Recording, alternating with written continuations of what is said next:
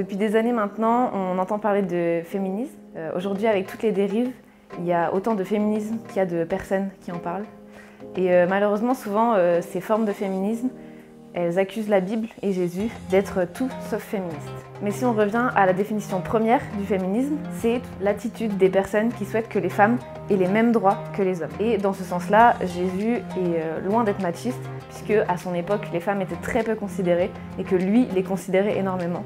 Et si on revient au commencement même, au premier chapitre de la Bible, en Genèse 1, 27, il est dit « Dieu créa l'homme à son image, il le créa à l'image de Dieu, il créa l'homme et la femme. » Dieu nous a donc créés, hommes et femmes, égaux en droit, égaux en valeur, égaux en dignité. Toutes les inégalités qui sont aujourd'hui présentes, elles sont dues à la chute, au péché. Et elles sont en aucun cas voulues ni créées par Dieu.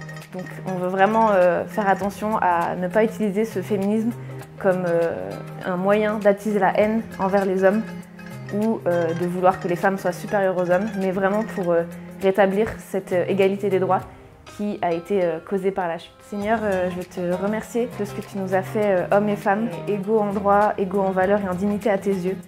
Et je te prie pour toutes les personnes qui utilisent peut-être le féminisme à mauvais escient. Et c'est pas ce qu'on veut, c'est pas ce qu'on veut prôner.